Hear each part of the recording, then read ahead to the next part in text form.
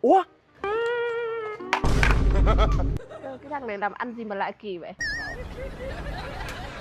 Lỡ đổ cái ly thôi mà, làm gì mà chửi người ta. A few moments later. Mày làm ăn kiểu gì với thằng kia?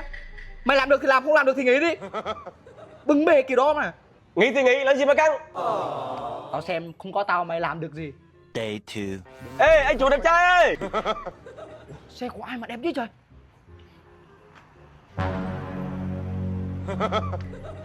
Ủa? Mày hả? Mày làm gì mà nhanh giàu thế? Sao nhiều tiền thế mày? Nay em có đường làm ăn rồi. Kiếm tiền chế, nhanh lắm. Cho anh một tờ nè. Tao không lấy đâu. Mày cầm mà xài đi. Làm ăn như mày á, giàu thì nhanh, sụp đổ cũng nhanh luôn. Ông không lấy thì thôi, ông chống mắt lên mà coi. Tôi còn mua siêu xe nữa. A few moments later.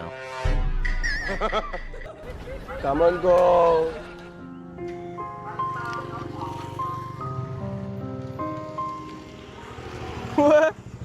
Ủa ông kia, làm gì đấy? Ăn chín à? Rồi xe cộ của mày đâu rồi? Hả? Xe cộ của mày đâu rồi? Vàng bạc của mày, chiêu xe của mày đâu? Mày bảo buổi sau mày mua thêm cái chiêu xe nữa mà. Tao nói mày rồi, giàu cũng nhanh, sụp đổ cũng nhanh. Làm ăn cho đàng hoàng vào. Quân cúp đúng không? Bỏ đi.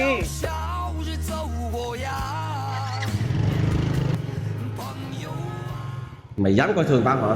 Tao cho mày biết tay. Tao cho mày biết tay tao.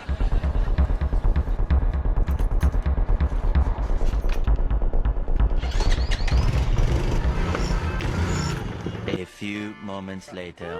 Không biết là cái xe này cấm được bao nhiêu ta. Bây giờ anh muốn bao nhiêu? Mời anh về trụ sở làm việc.